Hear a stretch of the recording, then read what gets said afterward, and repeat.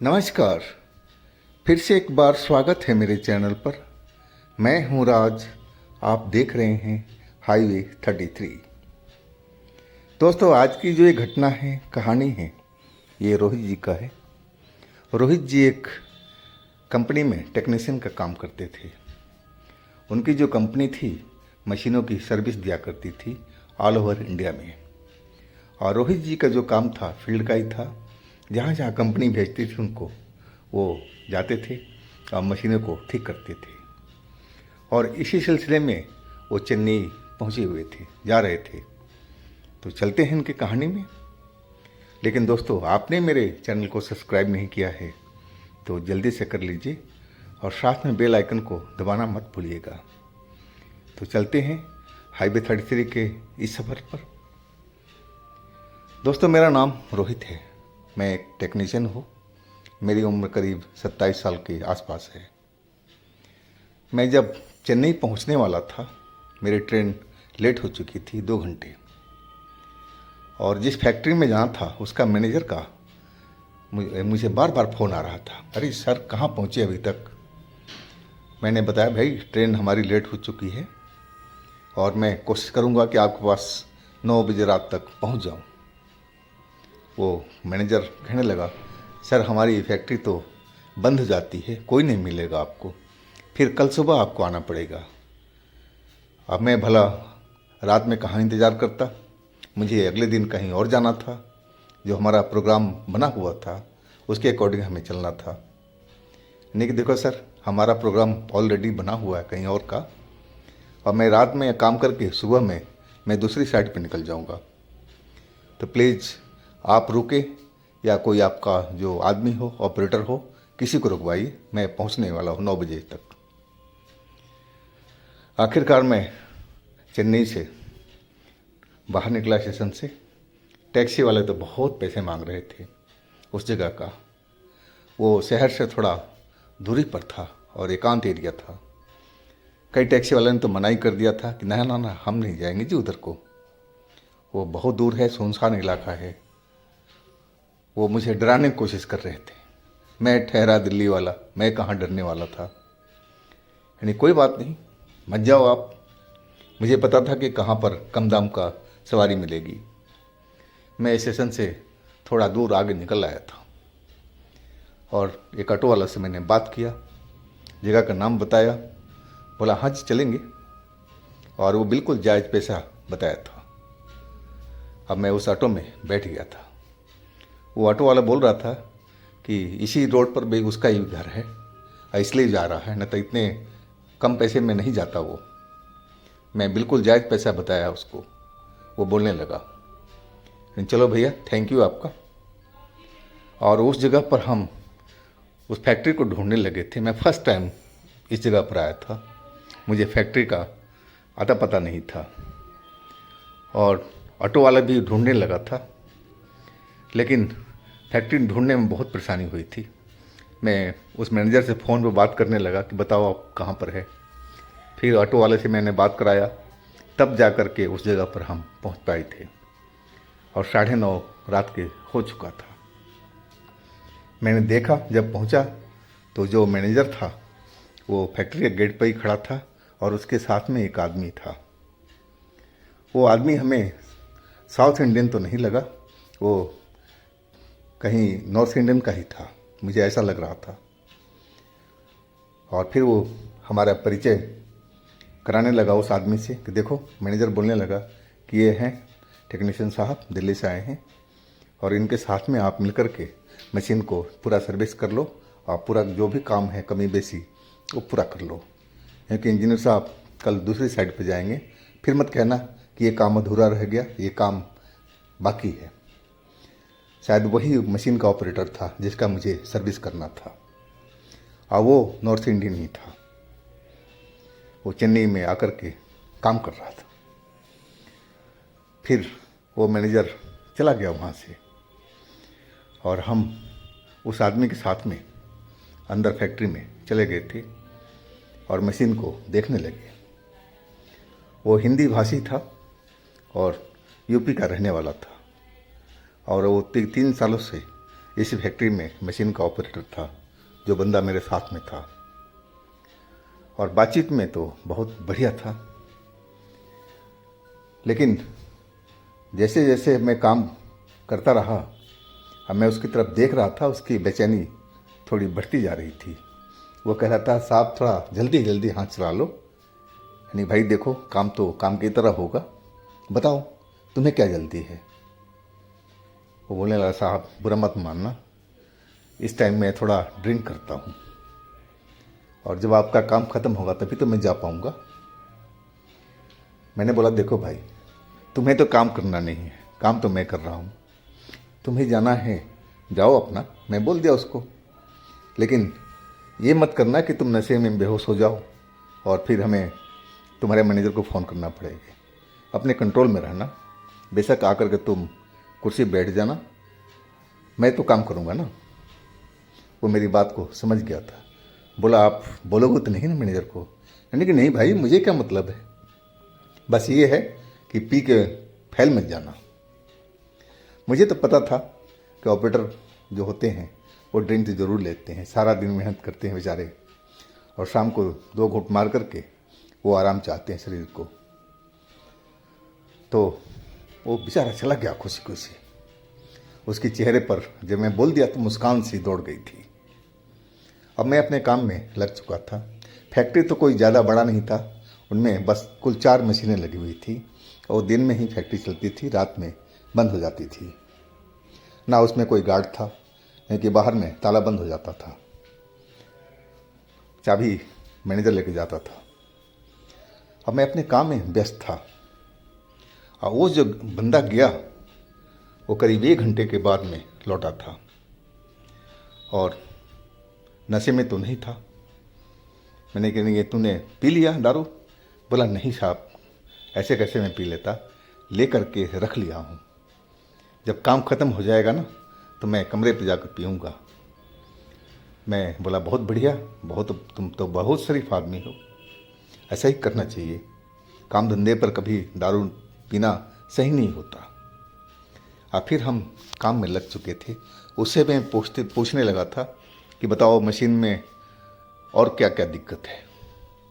वो सारी बात अपनी बता चुका था। अब मैं उस काम को करने लगा था, लेकिन काम जो था थोड़ा लंबा हो चुका था।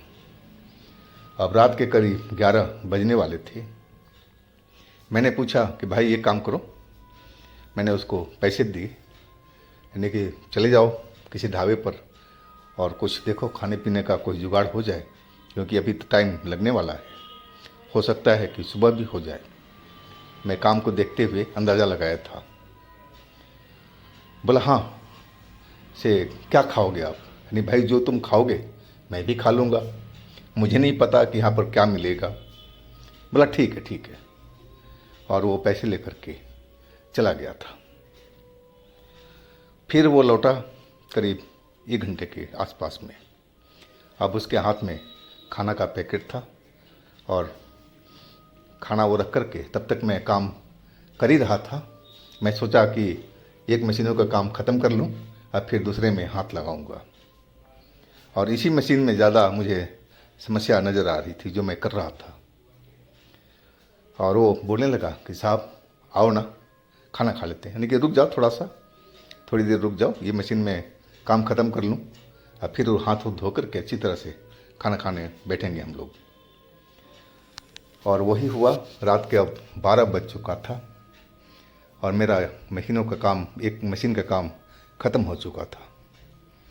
अब फिर मैं जा कर के बाथरूम में हाथ साबुन से धोया, और जब वापस आया तो मैं क्या देखता हूँ कि वो जो खाना था वो बाहर जो टेबल पर रखा हुआ था वो ज़मीन पर पूरा फैला हुआ है, और ऑपरेटर नीचे ज़मीन पर गिरा हुआ है।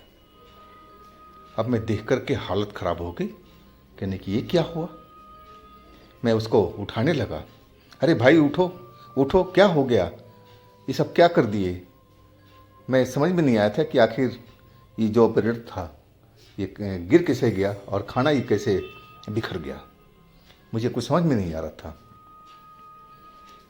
मैं बहुत उसको उठाने की कोशिश करने लगा। मैंने समझा कि शायद ये झूठ बोल रहा है और ये पी करके आ गया होगा थोड़ा बहुत, और ये नशे में हो गया होगा, मुझे अंदाज़ा ऐसे लगने लगा था। और मैं उसको हाथ पकड़ करके उठाने लगा। बहुत मुश्किलों के बाद में वो थोड़ा सा आंखें खोला और फिर चिल्लाया ज़ोर से, और फिर वो बेहोश हो गया था। मैं उसकी हालत देख करके डर गया था कि इसको अचानक हुआ तो क्या हुआ। क्या मैं मैनेजर को फ़ोन करूं? और मैं अपना मोबाइल निकाल करके मैनेजर का नंबर डायल करने लगा, लेकिन नंबर तो मिल ही नहीं रहा था। मैंने अपना मोबाइल का टावर देखा तो टावर तो उसमें आ ही नहीं रहा था, बिल्कुल जीरो टावर था उसमें, तो फ़ोन कैसे जाएगा। लाइट वहाँ पर जल रही थी और करीब इस बात को करीब 10 मिनट हो चुका था। मैं फ़ोन मिलाने में बिजी था और टावर देखने में कि कहीं टावर मिल जाए तो मैं मैनेजर को फ़ोन करूं और उसको जल्दी से बुलाऊं कि देखो ये क्या हालत हुआ पड़ा है तुम्हारे आदमी का।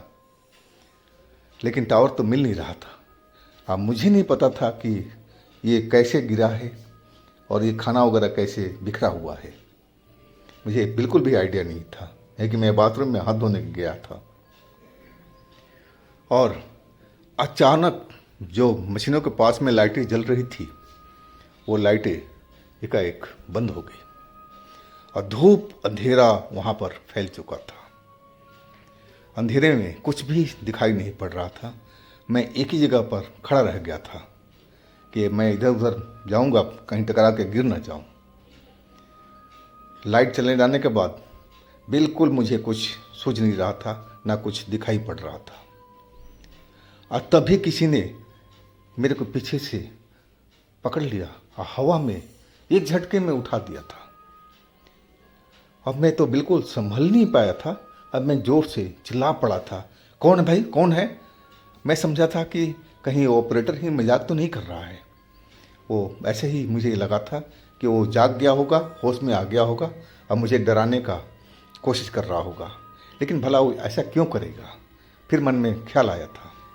लेकिन जो भी पीछे से मेरे को पकड़ करके उठा रखा था वो लंबा आदमी लग रहा था और जो ऑपरेटर था थोड़ा छोटा था।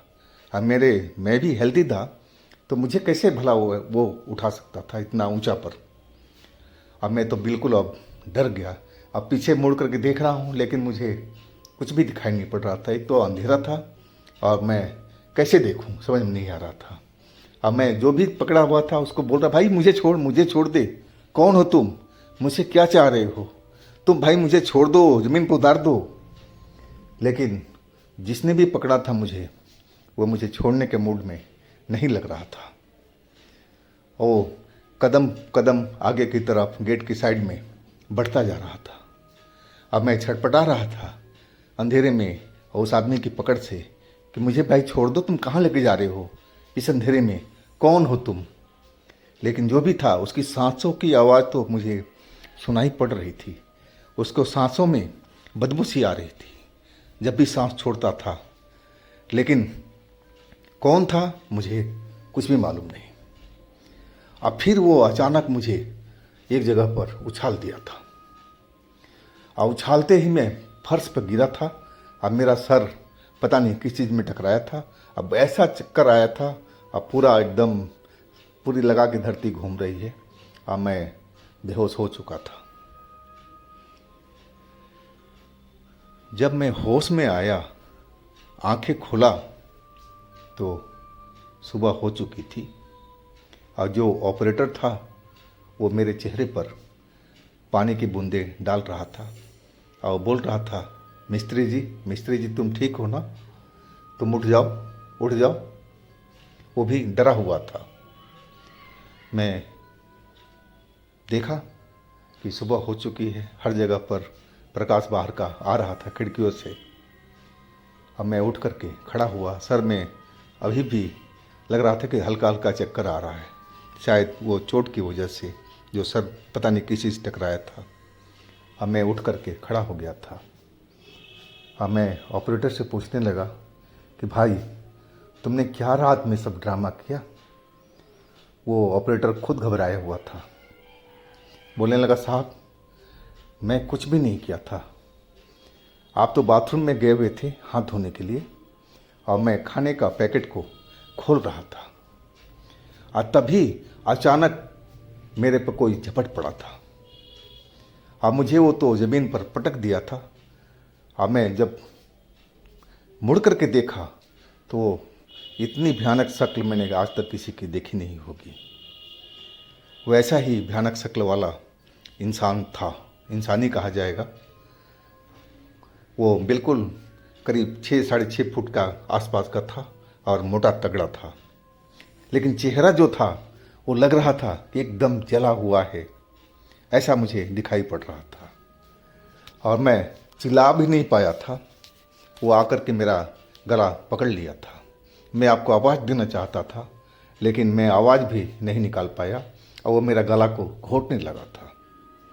और मेरी लगा कि मेरी सांसें बंद होने वाली है और फिर मैं बेहोशी हो गया था। वो तो अपनी तरफ से मुझे मारने की कोशिश किया था और इसके बाद तो मुझे पता नहीं था। मुझे अभी आधा घंटा पहले मुझे होश आया है। होश आया तो देखा मैं हर जगह पर खाना बिखरा हुआ था। अब सुबह हो चुकी है। मैं आपको ढूंढने लगा तो आप कहीं नज़र नहीं आए। आपका बैग तो यहीं पड़ा हुआ है। फिर मैं आगे बढ़ता हुआ देखा तो आप गेट के पास में ज़मीन पर गिरे हुए थे। मुझे समझ में आ गया था कि जो भी कुछ किया था उस जले हुए इंसान ने किया था, जिसका चेहरा बुरी तरह से जला हुआ था। वो कोई भूत या प्रेती होगा साहब। अब उसकी ऑपरेटर की बात सुन कर के मैं तो एकदम दहल चुका था, डर चुका था। सुबह में भी मैं कुछ पल तो बोल ही नहीं पाया था उस आदमी से, ऑपरेटर से। फिर मैंने पूछा डरते डरते, क्या वो इंसान जो जला हुआ था भूत तुम्हें कभी और भी दिखा था किसी टाइम में? बोला, नहीं जी, ये तो फर्स्ट टाइम हम रात में रुके हैं, नहीं तो हम लोग तो 9 बजे के आसपास हम चले जाते हैं। रात में तो ये फैक्ट्री चलती नहीं है। अब तो मैं समझ चुका था कि इस फैक्ट्री में कोई ना कोई ऐसी भूतिया चक्कर है जो हमारे साथ में रात में जो घटना हुई थी। और तब तक मैंने मैनेजर को फ़ोन कर दिया था और इस बार बिल्कुल टावर सही आ रहा था मोबाइल में। अब फिर मैंने सारा डिटेल फ़ोन पर ही उसको बता दिया था कि साहब इस फैक्ट्री में क्या चल रहा है, रात में हम लोग के साथ में क्या हुआ है। अब फिर वो मैनेजर पहुंच गया था थोड़ी देर के बाद में। अब एक मशीन तो हमने बिल्कुल परफेक्ट कर दिया था, लेकिन दूसरा मशीन का सर्विस बाकी था। अब मेरे में हिम्मत नहीं थी कि इस मशीन को मैं सर्विस कर पाऊँ। मैं इस जगह से दूर जाना चाहता था। और मैनेजर बोलने लगा कि भाई अब तो जो हो चुका है अब तो उसको बदला नहीं जा सकता है। हमें नहीं मालूम कि हमारी फैक्ट्री में कोई भूत या ऐसा कोई चीज़ रहता है। ये तो फर्स्ट टाइम हमारे यहाँ पर घटना हुआ है। पूछ लो इससे। जो ऑपरेटर था वो उसकी तरफ बोलने लगा। वो भी बोला, हाँ साहब, ये कि हम लोग तो 9 बजे रात तक काम करते थे और ऐसा घटना कभी नहीं हुआ था। आखिरकार मुझे रुकना ही पड़ा उस मशीन को सर्विस करके, और तब मैं निकला था। ये मेरे जीवन की सबसे डरावनी घटना थी और इस घटना को मैं कभी भूल नहीं पाता हूँ। जब भी याद आता है तो मैं सिहर जाता हूँ डर से इस घटना को याद करके। तो दोस्तों, ये थी रोहित जी की अपनी आप बीती। अगर आपके पास भी इस तरह की कोई अपनी आप बीती है, कोई घटना है, तो आप मुझे इंस्टाग्राम पर या मेरे व्हाट्सएप नंबर पर ज़रूर शेयर कीजिएगा। अब मेरे दूसरे चैनल भी मैंने अच्छी अच्छी कहानियाँ डाली हुई है, तो आप लोग एक बार उस पर भी जाइए, उसमें भी आप देखिए, कहानी ज़रूर आपको पसंद आएगी। और मेरे इस चैनल को भी सब्सक्राइब कीजिए, लाइक कीजिए, शेयर कीजिए। फिर हम मिलते हैं दोस्तों अगले दिन एक नई घटना के साथ में, एक नई कहानी के साथ में। आप लोग अपना बहुत ही ख्याल रखिएगा। नमस्कार।